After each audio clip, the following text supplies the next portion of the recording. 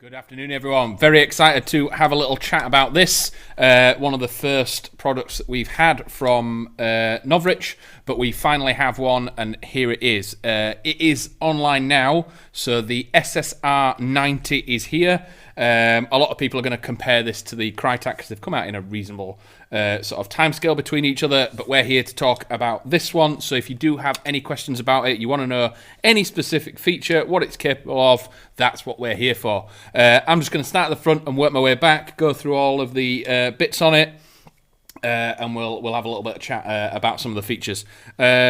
Personally, I'm not a fan of P90s. I'm not a fan of like super sub-compact platforms like this. But after putting a battery in this and how this thing shoots, I could very much be tempted to throw it on a field and see what it's capable of.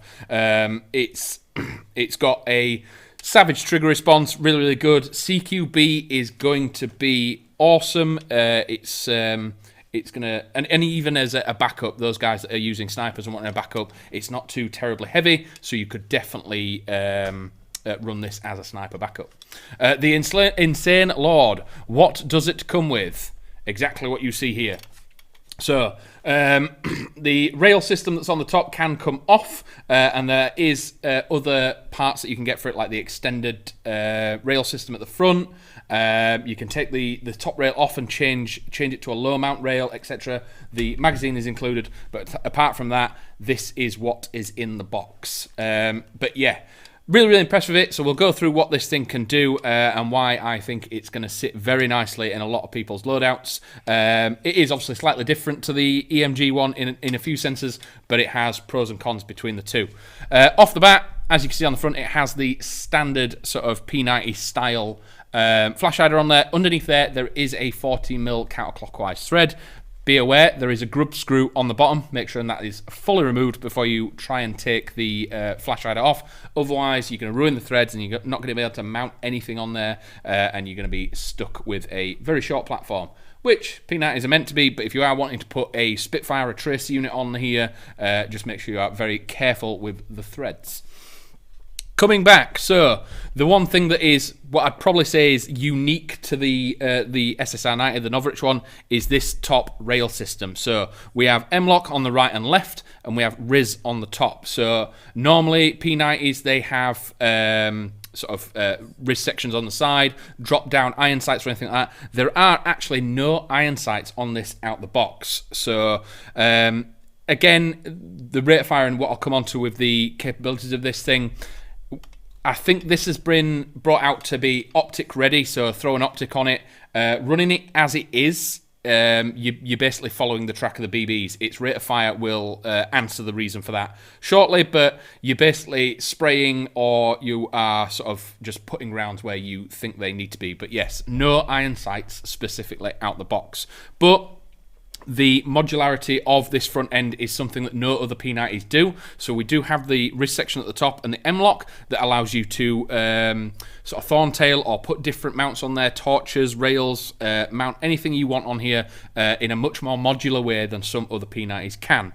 That being said, you can also remove this completely. So the back bridge section here can come off, the M-LOK and the RIS can come off, and you are left with this sort of L piece here. And then you can also, it's not in the box, unfortunately, you will have to get a separate rail section, and then you could simply put a rail section here and have a super compact, almost in line with the magazine. So a lot of people don't really like the P90 or don't get on with the P90 purely because of the sight to muzzle axis. This distance here is very, very large. One thing that's capable of this, you could take all that off and put a very low mounted dot sight on this, get that muzzle to dot sight clearance really, really low and really, really good, meaning that your accuracy will improve, your short range accuracy will improve incredibly, and you will not suffer, which I see a lot of players do, coming past a window, a doorway or anything like that. You're looking through your sight, but your BBs are hitting a fence post, hitting the cover in front of you or anything like that. Can be a slight problem with these, but again, CQB, you've got a very compact weapon, so you can fix that. Andrew on YouTube, is it imbued with the power of Jesus to gain further distance and accuracy? I think this is a little bit small to fit a whole Jesus in here, but the MOSFET in the back and sort of some of the magical components and things that are in this. There has been a lot of thought gone into it, so sort of that goes to the team and what Novritsch has put together. It is obviously a pre-done out the box platform. So there is a MOSFET in here. You have a metal nozzle system, even to the point of the magazine itself is actually a King Arms magazine. So it's not a sort of similar brand to whatever the OEM of the platform is. They've got the magazine that they think is going to feed best, and that is the King Arms one. So it is a 100-round magazine. And it can keep up with both sets of rate of fire on this. Obviously, with it being UK, this chronos at 315 FPS, so you will have to stick to 7.4. You will have to stick to 7.4. With that, you are getting 17 rounds a second, which is incredible on a very short platform, very good for a secondary, a sniper secondary, everything like that. They are also quoting 26 rounds a second if you run an 11.1 on this. Because this is available in Europe, America, various different places that have different power limits, that is achievable. If you are over 350 FPS in Europe or America, where you're allowed to do the 400 FPS on full auto and everything like that, that is totally fine. Run 11.1 on it, and it will do 26 rounds a second, and it will be absolutely fine. The problem that we have in the UK is our power limits are lower. You may suffer pre-engagement, and you are going to damage the internals, damage the gearbox, damage the teeth or gears, absolutely anything, but you could just simply shred your gearbox by doing it. It's unfortunate, but again, it's one of them things. What you could do, you could stick to the 7.4, get a few more of these mags, and the 17 rounds a second is going to be absolutely fine. And what that does give you as well is the trigger response is absolutely incredible and very, very, very good. Andrew, so in seriousness, can you use TM mags with it? As far as I am aware, all P90 mags are the same. The only difference that you will get is whether it's a high cap, mid cap, how many rounds are in it, so you can get 100 rounds, well, you can get 60, 70, 100 rounds, 120 rounds, loads of different types, but the actual fit themselves, every single P90 mag is the same shape. So the TM ones will fit in here, the Cymer ones will fit in here. I have never seen a P90 of any brand not accept any P90 mag. They have specifically chosen, according to their specs, they've specifically chosen the King Arms one because it feeds the best at them high rates of fire, because this has the potential and is capable of doing that 26 rounds a second with the FPS and everything that you can have in Europe. This will keep up with it, and that's why they've chosen it. But apart from that, the Cymer ones, the TM ones, high caps, absolutely everything can drop in here and function absolutely fine. Assuming this is polymer, is it decent polymer, or does it feel like a kid's toy like the other P90s I've seen? No, this thing is absolutely rock solid. I would put this, it is obviously polymer because they've built it similar to the real steel one with the licensing, etc. It has a sort of a comfortable weight to it. It doesn't seem to sort of float around and go where it wants to go. There is enough weight to keep it shouldered in position, and enough that you can throw it around. The problem that you have with super light platforms, they can be awkward to maneuver with. This thing's just a smidge under 2 kilos, obviously without any BBs or optic or anything. Obviously, the majority of that is back here with the gearbox and everything.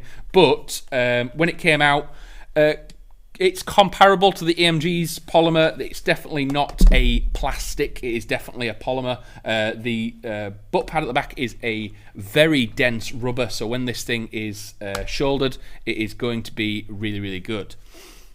But yeah, it seems to have like almost like a rubberized finish to it as well. So the problem they have with plastic is it can get a sheen, it can get slippery, it can get quite awkward to sort of maneuver with, etc. This, it just feels very, very comfortable. It has almost that sort of rubberized finish and texture to it. Very, very cool, and it will be very, very good in CQB. There are some bits that are obviously aluminium, so the bridge going over the mag is aluminium, the M-lock section is here as aluminium, and I believe the flash hider will be aluminium. There are some steel parts on it, say the screws and things like that, but apart from that, the body and everything is polymer. But yes, a chunk of weight behind it to make it very comfortable when you're running around with it. Sonny Hutchins, will you have the other platforms or just this when you have it. So we have this right now, and it is online.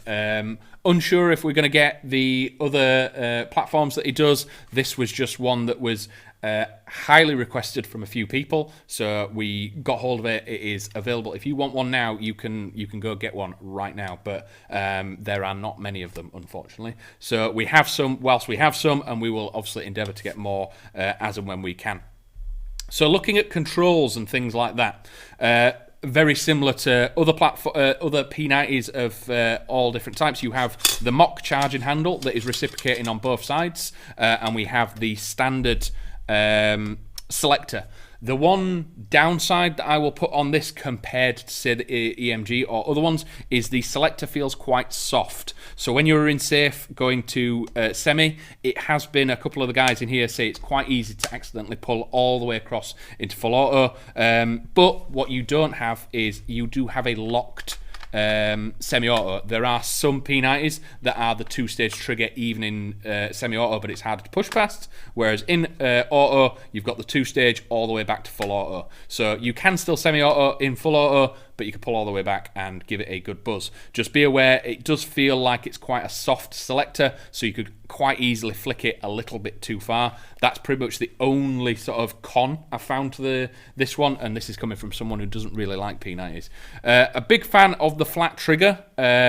Just prefer them for personal ergonomics. I have better tactile response with flat triggers. It's just a personal preference, so that was a plus from me. If you prefer the other style trigger, again, it's just one of them things. I just find these very, very comfortable and easy to use. Bobby F on YouTube, can you use a tracer unit with it? Yes, absolutely. I said at the start, the flash hider that's on here does come off. It is a 40mm counterclockwise thread. There is a grub screw at the bottom. Please remove it before you try and graunch that off, otherwise you're going to cause some damage. But apart from that, any device that you have that is 40mm counterclockwise will fit straight on the front. And the way it is done, very cleverly, is the threads finish in front of the grip, so you're not going to butt up against any plastic, any foregrip or anything like that. So if you do have an XT301 or a Spitfire or anything like that, they're going to fit perfectly on there. Again, if you've got something like the Blizzard that's a bit bigger, it will fit snug, nice, and on there. And again, with this thing churning out 17 rounds a second, a tracer unit is probably a definite add, just so you can see all the laser beams going off and pretend you're a stormtrooper like we all want to be.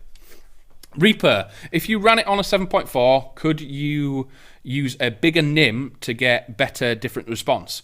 You could. The only reason why I'd say probably it's not worth it is the benefit you're going to get from an 8.4 or a 9.6 is pretty negligible to a 7.4, and the actual physical battery space in the back. So the back portion does come off, dropping this down.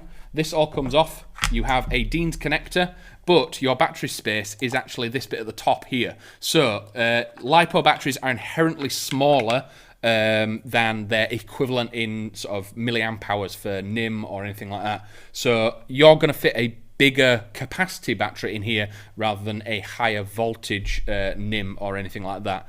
Again, the power delivery, MOSFETs and everything like that from LiPo is slightly better. It's going to be a better performance when it comes to trigger response and discharge and everything like that.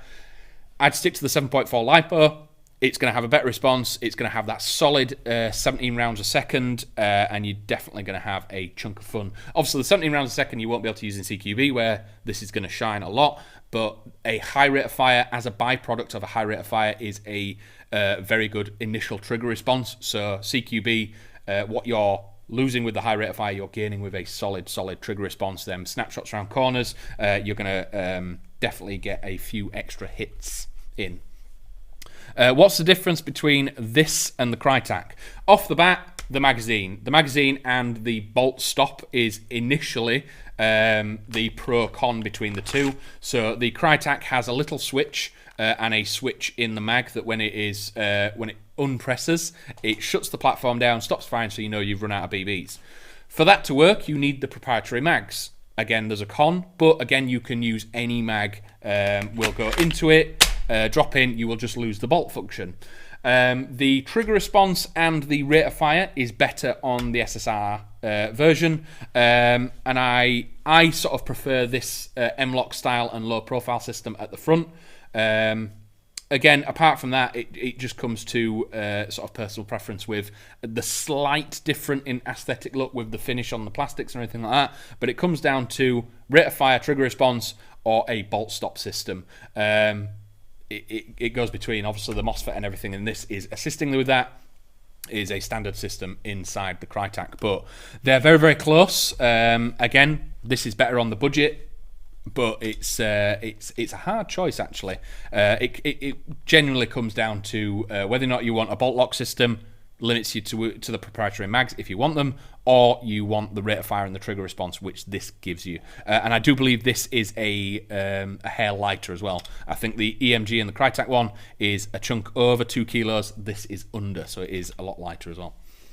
So overall, obviously, it has no adjustable stock or anything like that, so this is as it is. It is a 50cm platform, and we do have a rotary style hop. There are multiple ways to get to the hop system. Obviously, the nozzle and the hop is upside down, can be reached through a door in the trigger compartment in there, or if you press this button here, the actual front end comes off, allowing you to adjust it, check down your barrel, and do basic maintenance. Again, it actually could shorten the platform a little bit by when you pack it in away, makes it easier, but you have a rotary hop inside here. Again, door under there, or taking the front end off to adjust it. You'll hear me harp on. Rotary hop units are incredibly good for stability, round to round consistency, meaning even with what is essentially a quite short barrel on this, I think it's about 247 millimeter in a barrel. It is a tight bore, so you are going to have that accuracy. The FPS does drop a chunk because it is a tight bore. You have the 317 FPS on semi-auto. You burn in this at 17 rounds a second, you lose a little bit of that FPS. It goes down to about 305, but again, you've got 17 rounds going down range, so you're not really too bothered about that.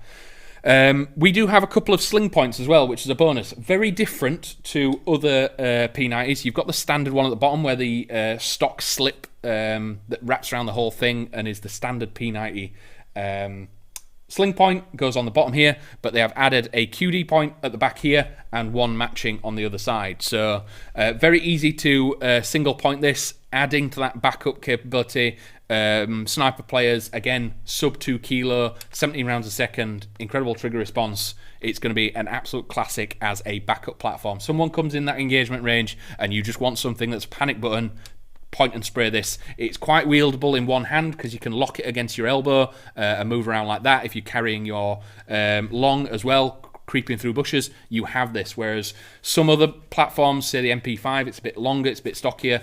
All that weight is locked here, so you can hold it nice and firm, crawl around, and still engage with this very, very effectively.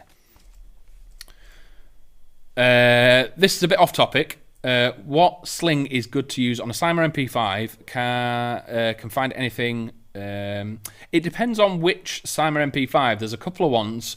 There's a couple of choices when it comes to like your MS2, I think it is, because normally behind the iron sight on an MP5 there's a sling loop on the left hand side, and there should be one roughly at the back, either on the full stock or underneath if you've got one of the collapsing ones. But you're looking for something like a 2-point sling, like an MS2 that's got a little hook, or something like that. But 2-point slinging a MP5 is probably the better way to go. It does mean that you can use your sling as a bit of a hand stop and push forward on it, giving you a much more stable platform and a much more secure weapon, and it's not going to drop anywhere.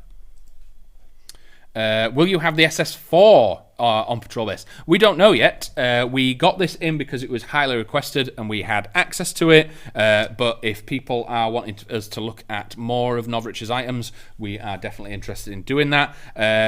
It's actually probably this is only the first AEG of his I've ever had my hands on. I've played with one of the snipers before, but if this is anything to go by, the SS4 should be very comparable. And obviously I'm harping on about this being a bit of a backup, but by all means it can be a primary if you want to run around absolutely crazy in CQB and outdoors.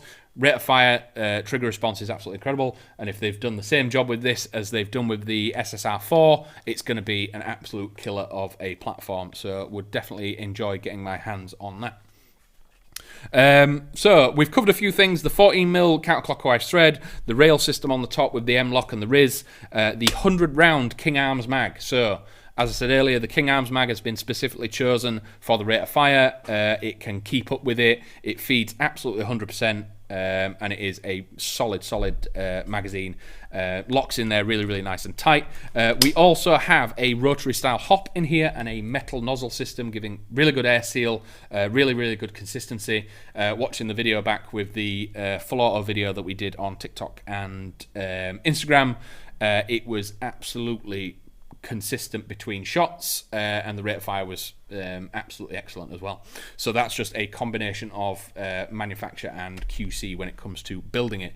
We do have a 247mm inner barrel, 6.03, so we do have the tight bore, so consistency, range, accuracy, all going to be really, really good. But as I said earlier, you do lose a bit of that FPS when you go full auto. It is a short barrel, but with multiple BBs going down, you're not getting full efficiency out of your nozzle, out of your cylinder, sorry. So it does drop down to about 305 FPS on full auto.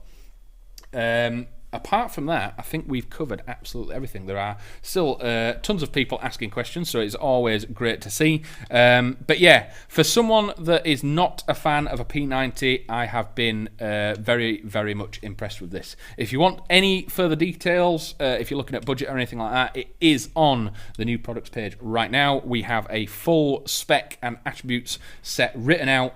So if I have missed anything, if you want to jump on there, check it out. Read the fantastic description that Ian has done. He has gone into full details about every single different aspect of this that he can sort of get his brain around, and it is a very impressive read. But if that's everything for today, this has been the Novritsch SSR90. It's been a pleasure to chat to you all, and we hope that you enjoy the weekend. I know it's going to be hot, so if you are out this weekend, make sure you hydrate, stay healthy, and enjoy your weekend. But we will be back again on Monday afternoon at about 4 p.m. for another product showcase. If you like what we're doing here, if you like the content, you like the community, the little vibe that we've got going, please drop us a subscription on YouTube. It is seriously appreciated. Hit a like, drop us a comment, and we'll try and get back to you as quick as we can. But if that's it for today, I will let you enjoy your weekend, and I'll be back Monday in a bit. Bye.